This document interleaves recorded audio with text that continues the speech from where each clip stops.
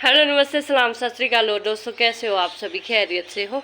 तो फ्रेंड्स, सुबह के 8 बज गए हैं और 1 घंटा मुझे जो है अभी पानी देने में लग गया है। पानी तो क्या, मैंने जो जीवामृत था मेरे पास, जीवामृत तो ख़त्म हो गया था। क्योंकि जब भी जीवामृत बनाते हैं, मैंने तो बिल्कुल देसी तरीके से बनाया था, जिसमें सिर्फ गोबर था, गुड़ था और बेसन था और लस्सी थी, जिसका मैंने जीवामृत बनाया था। तो अभी ये मतलब ये गोबर बचा हुआ है, तो इसको तो मैं सुखाऊंगी, फिर पौधों में डालूंगी, मतलब किसी मिट्टी में डाल दूंगी। तो जब भी आप जीवामृत बनाते हैं तो उसको 1 हफ्ते या 5-6 दिन के अंदर जो उसको देना पड़ता है, क्योंकि उसके बाद उसमें फ्रेंड्स कीड़े पड़ते हैं। ये खुद का एक एक्सपीरियंस है, पहले मैंने एक बार बनाया था तो देने का मालूम नहीं था, वो 6, 7, 8, 10 दिन पड़ा रहा। तो घोला भी भूल भी गई थी, तो उसमें बड़े बड़े कीड़े पड़ गए थे, तो फिर उसमें बहुत ज़्यादा बदबू हो जाती है। वैसे तो जीवामृत से जब आप बनाते हैं तो उसके बाद देने में भी बहुत ज़्यादा बदबू आती है। इस बात का ध्यान रखें कि जब भी दे, शाम के टाइम दे, क्योंकि गोबर होता, गुड़ होता, बेसन होता, लस्सी होती है, तो ऐसा लगता है जैसे कि कहीं पर दारू की भट्टी है, उस तरह की बदबू आती है।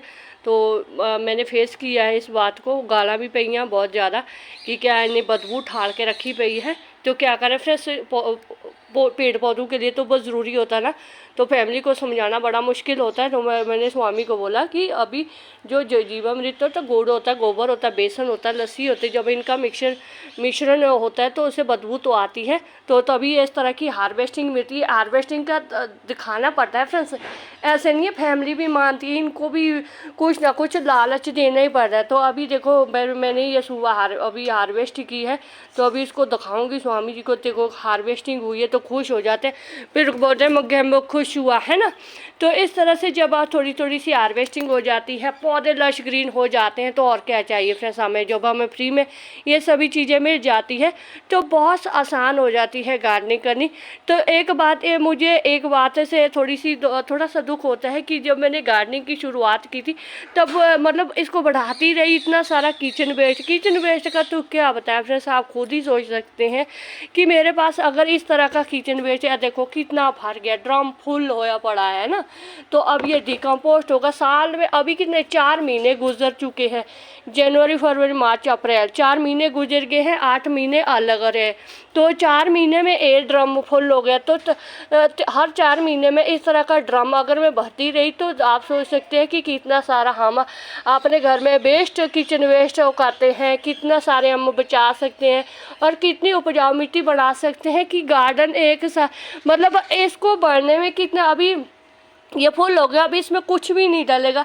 तो ये लगभग 4-5 के 1 महीने के अंदर ही इसने डिकम्पोस्ट हो जाना, मतलब इसने बिल्कुल नीचे बैठ जाना, इसका बोलो कीचड़ बन जाना है।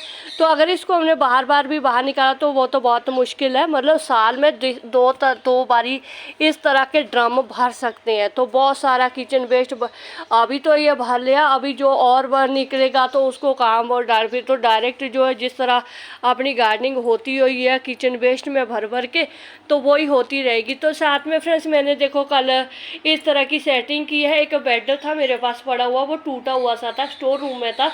तो कल मैंने उसके इंजर पिंजर ढीले किए, तो सभी जो उसके फट्टे वगैरह थे, थोड़े से ऐसे ही डेकोरेशन किया है। थोड़ा सा अच्छा भी लगता है कि चलो थोड़े से ऊंचाई पर है। तो जो ये वाला है, मैंने स्टैंड बनाया है। ये कूलर का था, कूलर ख़राब हो गया था, उसको बेच दिया था। तो जो स्टैंड था वही मैंने रखा है, और उसके ऊपर देखो जो प्लाई थी वो मैंने ऊपर डाल रखी है। ऊपर से ये थैले का मेज पोश बना लिया। तो यहाँ पर मेरा एक छोटा सा सीटिंग एरिया बन गया है। तो कैसा लग रहा है फ्रेंड्स मेरा ये सीटिंग एरिया? देखो, यहाँ पर मैं बैठा करूँगी, यहीं पर से मेरे इस खुरापाती दिमाग में बहुत सारे आइडिया आते रहेंगे।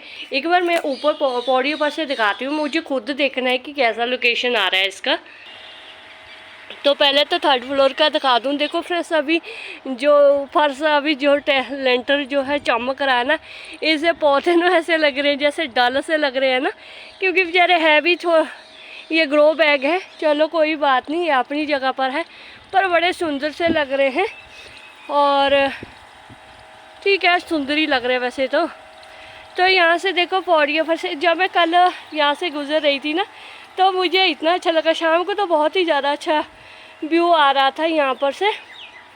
तो अभी तो धूप होती है ना, अच्छा लोकेशन नहीं आता। तो यहाँ पर से मुझे बड़ा सुंदर लगा। स्वामी जी भी बोले हाँ, कहते बहुत सुंदर लग रहा है, और ये टेबल सा भी सुंदर लग रहा है। और यहाँ बस एक चीज़ की कमी है, जो ऊपर जो छतरी टाइप नहीं होती है, वो उसकी कमी है। तो देखो फ्रेंड्स, ऐसे छोटी छोटी चीज़ों से, फ्री के जुगाड़ से भी हम अपने टेरेस गार्डन को सुंदर बना सकते हैं।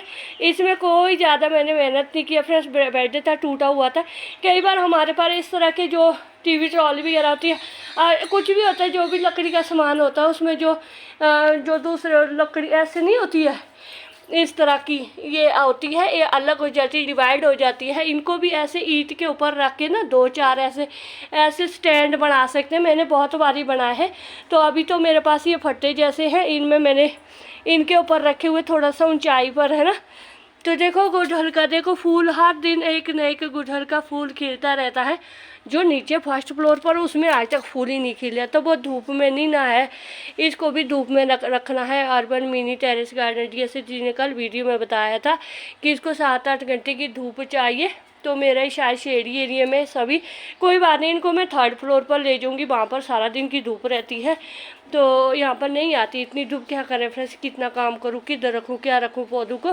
थोड़ा सा ऐसे सब्जी वाले पौधे ज़्यादातर मैंने धूप में रखे हुए हैं, क्योंकि ज़्यादातर सब्जियों का ही लगा रहता है ना मुझे। तो थोड़ा सा फ्रेंड्स, आज मैं थोड़ा सा एक और भी आपको टिप दे देती हूँ। नहीं, थोड़ा सा इस तरह के तो आप तो स्टैंड मंगा सकते हैं, अगर आपकी गुंजाइश होती है फ्रेंड्स। अभी मैं तो अपने देसी तरीके से इनको वो करके रख देती हूँ ना। तो मैंने तो इस तरह से जो है बल्लियाँ होती है, जिसको जो पुराने टाइम में, मतलब पुराने घर हुआ करते थे, वो भी इस तरह खरीदी हुए, इस तरह क्रेट के ऊपर से ही रख के, देखो कितनी सारे इसके ऊपर गिरे हुए गाए हुए हैं। थोड़ा सा इसके इस एरिया के लिए भी मैं ले लूँगी कहीं से, बाले बोलते हैं साढ़े इन्होंने, तो वो ले लूँगी। क्या करें फ्रेंड्स, थोड़ा सा ऐसा होता है ना, अकेले काम करना भी बड़ा मुश्किल होता है। हर एक चीज़ देखनी, घर का भी देखना, गार्डन का भी देखना, खुद का भी, अपनी हेल्थ का भी ध्यान रखना फ्रेंड्स, बहुत ज़्यादा मुश्किल हो जाती है। तो फिर करते ही रहती हूँ, थोड़ा थोड़ा सा करती रहती है। होता है ना, उम्र के साथ से, उम्र के बाद फिर होता भी नहीं है फ्रेंड्स। तो अभी क्या करें, जितना है, जितनी एनर्जी है वो लगा देते हैं। ऐसा नहीं है, ऐसे नहीं है कि वैसे ही उठ के ऐसे काम कर ले भयंकर तरीके से। आराम से मैं काम करती हूँ, बिल्कुल आराम से। पर एक काम को जब मैं हाथ में ले लेती हूँ, उसको जब तक वो कंप्लीट नहीं होता तब तक मैं पीछे नहीं हटती, क्योंकि मुझे काम को डिले करना बिल्कुल भी पसंद नहीं है। मैं आज का काम कल को, और अभी का काम शाम को नहीं कभी भी छोड़ती हूँ। ये मेरे में थोड़ी सी कमी है, नहीं ये आप सभी के लिए कमी लगती है, पर मेरे लिए मेरी खूबी है।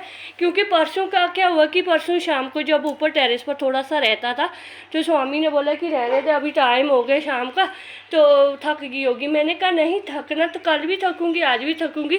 तो अभी काम लगी हुई, तो मैंने 2 दिन में ये देखो लेंटर एक ये वाला और 3rd फ्लोर वाला साफ़ किया है। तो साथ में फ्रेंड्स थोड़ा सा और काम कर रही हूँ। यहाँ पर जो मैंने मिट्टी है, एक गमले में एक पौधा था, मोरपंखी का था, वो किसी वजह से सूख गया, ख़राब हो गया है। तो ये वाला प्लांटर में मैंने मिट्टी रखी हुई थी, जो पड़ोसियों ने, दीदी जी ने वो मिट्टी और गड्ढा खोदा था उन्होंने वाटर टैंक के लिए, उसमें से मिट्टी ली हुई थी मैंने, 2 दुख सुख के साथी थे, तो उसकी मिट्टी मैंने यहाँ पर रखी है। तो इसमें मैंने क्या डाला है फ्रेंड्स, इसमें मैंने कबूतर की बीटें डाली हैं। तो क्योंकि उपजाऊ मिट्टी बनाने के लिए मेरा एक ऐसा तरीका है, अगर मैं अपनी गार्डनिंग को फ्री की गार्डनिंग बोलती हूँ, और मेरी गार्डनिंग में अच्छी हार्वेस्टिंग मिलती है, अच्छे पौधे होते हैं, कोई बीमारी नहीं लगती, बिल्कुल ऑर्गेनिक तरीके जिसको बोलते हैं हम कि 100% ऑर्गेनिक तरीके से गार्डनिंग करते हैं। तो मेरे पास एक और तरीका होता है फ्रेंड्स, देखो किचन वेस्ट का तो मैंने आपको बताया, किचन वेस्ट का तो मेरा ड्रम देखो फ्रेंड्स बिल्कुल लबालब फुल भरा पड़ा है। तो आप सोच सकते हैं कि कितना सारा हमारे पास किचन वेस्ट होता है ना। तो दूसरा है फ्रेंड्स, ये देखो कबूतर की बीट है, ये भी मुझे गांव में के गली में मिल जाती है। पड़ोस में और 2 भतीजे हैं, उनके पास कबूतर की बीटें हैं, मतलब कबूतर है रखे हुए, तो वो जब खुड्डा साफ करते हैं तो वो मुझे दे देते हैं। तो अभी ये देखो मैंने इसमें जो मिट्टी थी उसमें मैंने मिक्स कर दिया है। तो इसको मैं तुरंत अभी नहीं दूंगी, इसको मैं लगभग 20 दिन के लिए मैं इसको ऐसे ही रखूँगी, किसी थैले में रखूँगी। प्लांटर में तो मैं किचन वेस्ट वगैरह किसी के साथ मिट्टी बना के रख दूँगी, तो इसको तो मैं अलग रखूँगी। इसका अगर मैं चुटकी भर बल्कि थोड़ी सी भी इसको खाद के तौर से भी दूँगी ना फ्रेंड्स पौधों के लिए, तो ये पूरा मतलब एक खाद का रूप धारण करेगी, क्योंकि इसमें इतनी नाइट्रोजन की मात्रा इतनी ज़्यादा होती है, जो कबूतर की बीटें होती है फ्रेंड्स की आप यकीन नहीं कर सकते, अगर आप इसको ओवरडोज करते हैं तो अगर सुबह आपकी इसको पौधा लगा देते हैं, शाम तक आपका वो पौधा या किसी में फर्टिलाइज़र ज़्यादा डाल देते तो पौधा ख़त्म हो जाएगा। ये इतना स्ट्रॉन्ग होता है ना फ्रेंड्स, इसको बहुत ही ज़्यादा सावधानी से देना होता है। अगर आपको मिलता है, अगर गांव में किसी ने कबूतर या मुर्गी पालन वगैरह किया है, फार्म हाउस मतलब मुर्गी का ये क्या बोलते हैं इनको, पोल्ट्री फार्म तो हर कहीं होते, शहरों में होते, गाँव में होते, सभी जगह होते हैं। अगर वहाँ से लेकर आए ना फ्रेंड्स, ये बहुत ही ज़्यादा उपजाऊ होती है। ये मैंने खुद नहीं ऐसी कहा, हमारे गांव में एक वीर जी हैं, तो वो उनके भी कबूतर रखे हुए हैं, तो उन्होंने बड़े बड़े थैले रखे होते हैं। तो तभी मुझे मालूम है, मैंने उनको पूछा था, मैंने कहा वीर जी थोड़े इधर रेह दे नाल गोबर खाद के साथ ही जो ये कबूतर के जो ये थैले इसमें मतलब थैले इसमें क्या कहते हैं, कबूतर की बीठे हैं, कहते हैं बहुत महंगी बिकती है, अगर कोई ख़रीदना चाहता है कहते हैं 80 रुपये किलो के हिसाब से बिकता है। तो मैंने कहा अच्छा ये इतना महंगा होता है, कहते हैं हाँ ये बहुत महंगा और साथ में बहुत ही ज़्यादा उपजाऊ है। फसल हरी भरी रखने के लिए नाइट्रोजन, फास्फोरस, कैल्शियम, आयरन की मात्रा में भरपूर मात्रा होती है इसमें। तो उन्होंने तो बड़े बड़े थैले रखे होते हैं ना, वो बेचते हैं। तो मुझे तो ऐसे ही फ्री का मिल जाता है, जो पड़ोस में भतीजा है वो दे देते हैं। तो अभी देखो ये मेरी गार्डनिंग का एक दूसरा तरीका, राइस भी लेती हूँ, किचन वेस्ट भी होता है, कबूतर की बीठे भी होते हैं। तो ये चीज़ें मैं अपनी गार्डनिंग में ज़रूर अप्लाई करती हूँ ऑर्गेनिक मैटर में। तो अगर आपको भी इस तरह से ये मिल जाता है फिर तो आप इसको ले लो और मिट्टी में मिला के रख दो। और जब तक 1 महीने के अंदर जब तक आपको लगे कि कबूतर की बीटें सारी उसमें डिकम्पोस्ट हो गई, मतलब इसमें घुल मिल गई है, तो फिर आप उसमें पौधा भी लगा लो और मिट्टी डाल करके बीच सैंड वगैरह कुछ भी जो भी आपने लगाना है या खाद के तौर पर से भी दे सकते हैं। तो मैं तो ये ऐसा ही करती हूँ फ्रेंड्स। तो बस यही था मेरा आज का वीडियो। अगर फ्रेंड्स मेरा वीडियो आपको थोड़ा सा भी अच्छा लगता है या थोड़ा सा भी टॉपिक में आपको थोड़ा सा भी अच्छा लगता है तो आप इसको अपने गार्डन में अप्लाई कर सकते हैं और उसका नतीजा आप खुद देख सकते हैं। जो सावधानी मैंने बताई है वो भी आप फॉलो करेंगे तो आपको कोई नुकसान नहीं होगा, तो आपकी फ्री की गार्डनिंग अव्वल तरीके से होगी। तो शुक्रिया फ्रेंड्स, जिंदे वस्ते रहो, वाहिगुरू जी थानू ढेरों कामयाबी दे। अगर मेरा वीडियो आपको थोड़ा सा भी अच्छा लगे तो बस एक लाइक कीजिएगा और चैनल पर न्यू है तो चैनल को सब्सक्राइब जरूर करें।